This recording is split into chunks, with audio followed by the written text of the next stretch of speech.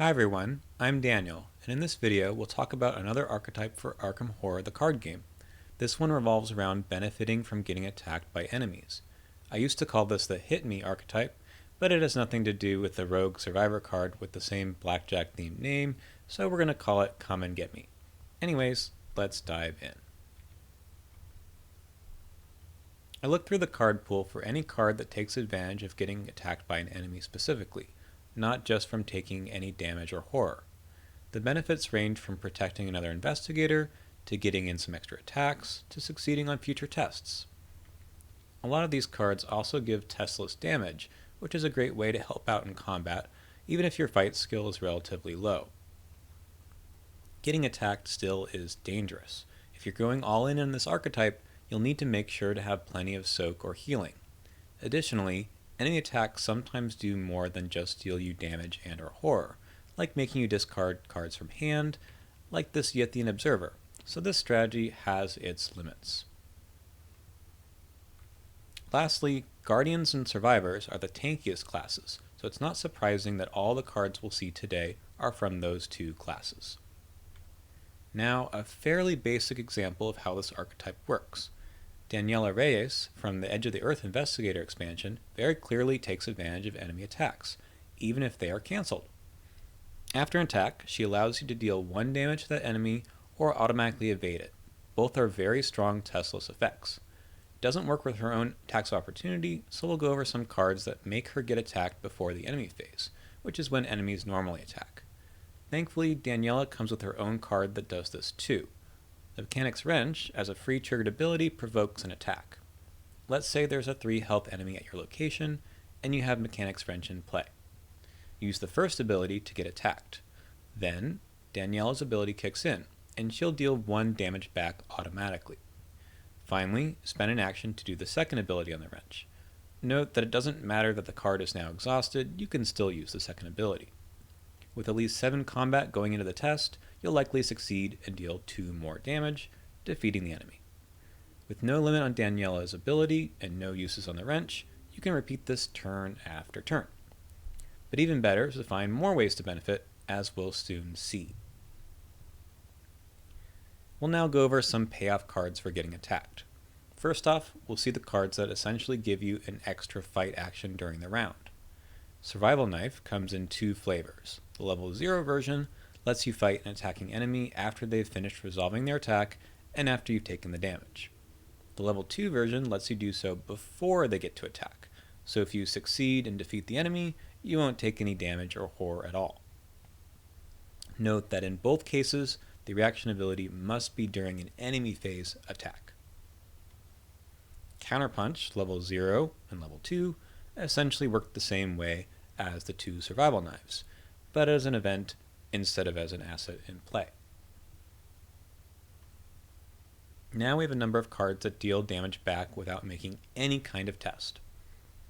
Aquina level 1 deals 1 enemy's damage to another enemy at your location. Her level 3 version can deal the damage back to the attacking enemy. In either case, you still take the horror from the attack. Guard Dog can bite back as long as you assign damage from an attack to Guard Dog. Essentially, this card is 3 testless damage if you take 3 attacks. Note that your dog will deal damage back when you place that 3rd damage on the dog that ends up defeating it. Next, we have the 2 versions of Heroic Rescue, which allow you to compress an engage and damage action into 1 while saving another investigator from being attacked. The level 2 version adds movement to the mix. Finally, we have our last card that deals testless damage. Hunter's Armor is a customizable card that will give you the effect as long as you upgrade it to have Armor of Thorns.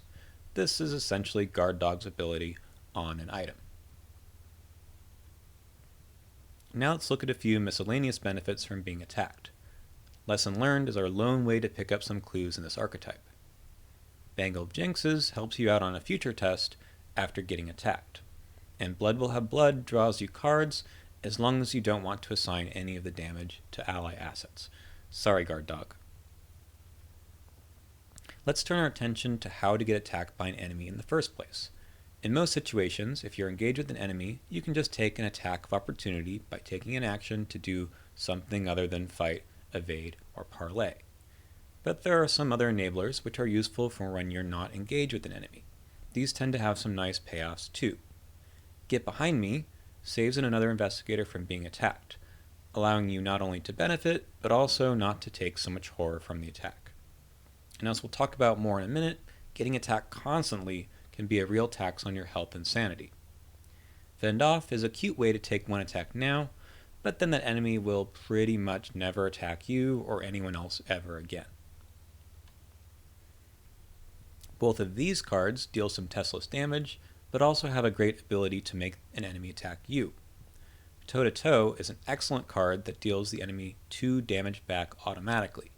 It's still considered a test, so you can commit Vicious Blow or something similar to get even more effects.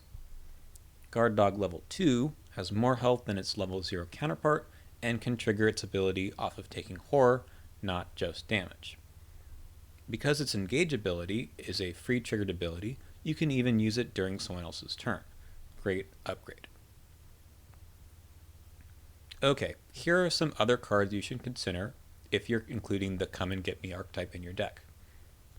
First, let's look at Fleshward, which stands in for a whole lot of cards that mitigate all the damage and horror that you will take when you keep getting attacked throughout a scenario. Fleshward is a great choice though because it explicitly cancels 1 damage or horror from any attacks up to 4 times, and then can soak for 1 damage and horror from any source once you've run out of charges. But there are a lot of other options, like running something cheap like Leather Coat, or benefiting from canceling damage with I've Had Worse. Another option would be to run any number of healing cards.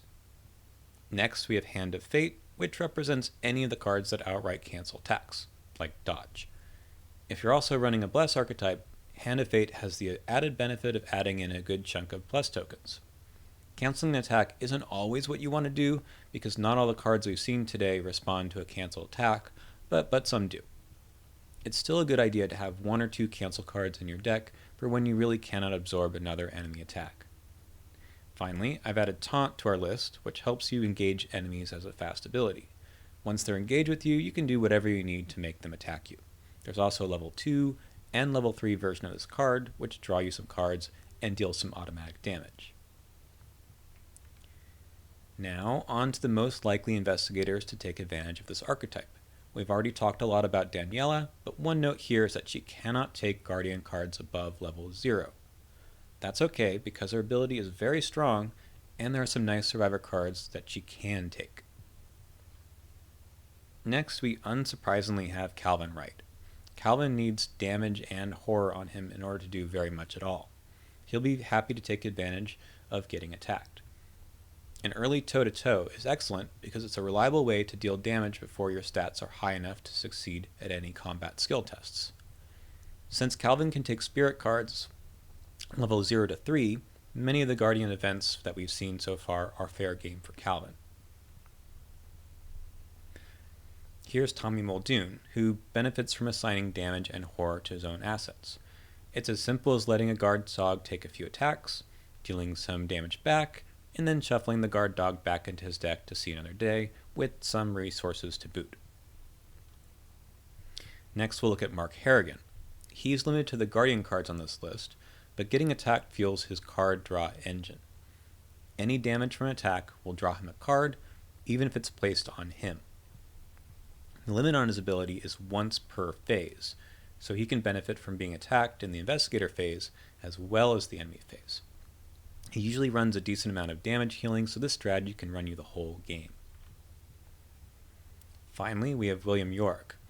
All the investigators we've seen are pretty much some combination of Guardian and Survivor, and York is no exception.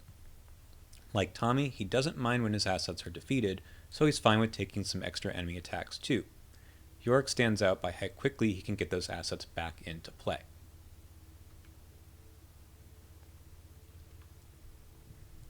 That's the end of this archetype guide. I hope you enjoyed looking at the cards and have some ideas for your next deck and campaign in Arkham Horror the card game. If you have some good ideas, leave them in the comments below. Feel free to check out some of my other Arkham Horror videos here on the channel, and I'll see you in the next one.